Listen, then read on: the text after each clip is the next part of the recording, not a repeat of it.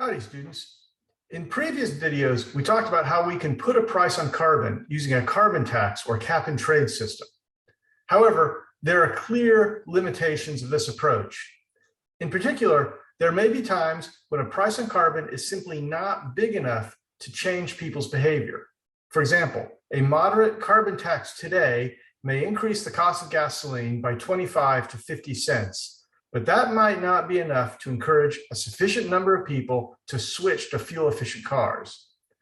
Under such conditions, desired environmental gains may be more readily achieved or only achievable at all through conventional regulations. Conventional regulations require all emitters to meet the same performance standards. In a previous video, we described conventional regulation as the case where you require every emitter to reduce the same number of tons.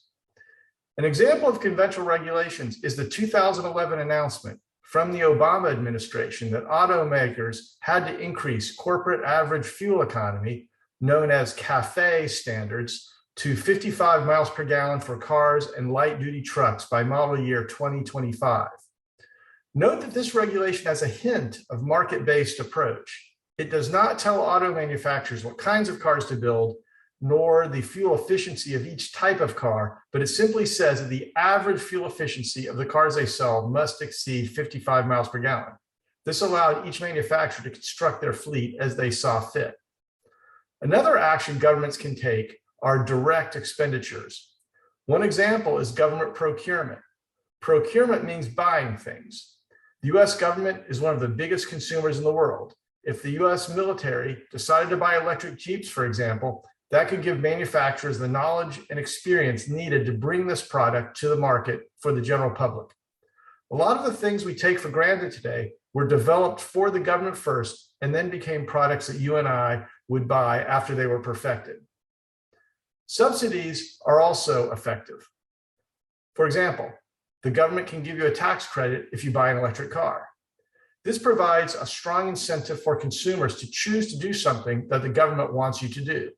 You can think of a subsidy as the opposite of a tax, which makes more expensive something the government doesn't want you to do. However, subsidies tend to be more popular than taxes, so implementing subsidies is politically easier. The biggest role for public expenditures in mitigation policy, however, is government-supported research and development of technologies to reduce emissions. This kind of research is too speculative and too expensive for the private sector to undertake. Government support for this kind of research is absolutely critical for developing the needed new technologies. Virtually everything we rely on today, from the internet to computers to cell phones to Wi-Fi to microwave ovens to radar, you name it, all originated from research supported by the government. Given the need for new and better energy technology, it is imperative for the government to ramp up the support of research and development into new energy technologies. A final category of policy tools includes educational, information-based, and voluntary measures. These seek to influence emissions by educating citizens and emitters about climate change and the ways to reduce emissions. For example, policies requiring mileage stickers on cars help consumers factor that into their buying decisions. Providing climate forecasts can direct people's attention to the need to adapt to a changing climate and prevent them from making investments that won't pay off over time. For example, building a house in a place that's likely to flood in the future. Other information effects, such as requiring companies to report emissions in an emissions registry, can motivate firms to reduce them. No company wants to be seen lagging behind their competitors, and all companies want to be seen as being green. So this can provide a real incentive for companies to reduce emissions, at least until they match their competition. Overall, though, these educational, informational, and voluntary efforts have limited effectiveness, particularly when they stand alone. Companies are generally unwilling to do something hard or expensive unless it's required. Let me now summarize Chapter 12. This is all good stuff to remember for the exam. To begin, the free market will not solve the climate problem by itself. The reason is that the costs of climate change are paid by all of society, not by the emitter. So there's no incentive for an emitter to spend money to reduce emissions. Therefore, solving the climate problem will require government regulation. There is widespread agreement that the most important policy to address climate change is to put a price on carbon emissions through either a carbon tax or a cap and trade system. While I hope you remember more than one thing from this class, if you do only remember one thing, that might be the single most important thing to remember. We need to put a price on carbon. The reason economists love this is that it shifts emissions reductions to the lowest marginal cost emitters. Those are the emitters who can make the emissions reductions most cheaply. This in turn allows society to solve the problem most cheaply. More generally, policy should include flexibility, which means that the policy should allow emissions to be reduced where those emissions can be made most cheaply. One way to add flexibility to a policy is to allow offsets. Those are negative emissions that can be used to cancel out positive emissions.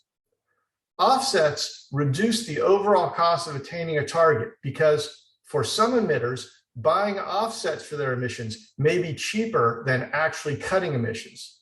To be effective, however, offsets must satisfy additionality. Other policies will almost certainly be required. This includes conventional regulations in places where emissions pricing does not deploy a strong enough incentive, direct expenditures by the government, in particular government support of research and development, informational approaches, and voluntary actions. Well, that wraps up chapter 12. In chapter 13, we'll start talking about the history of climate science and policy. And then in chapter 14, we'll cover the future of climate policy. And now, your moment of dog.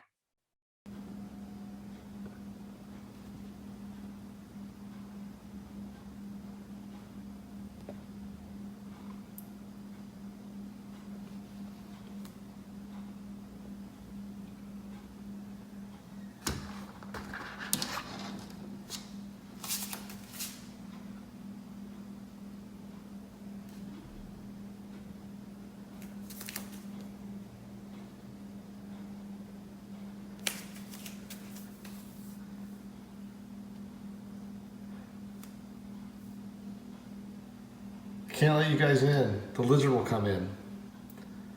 All right.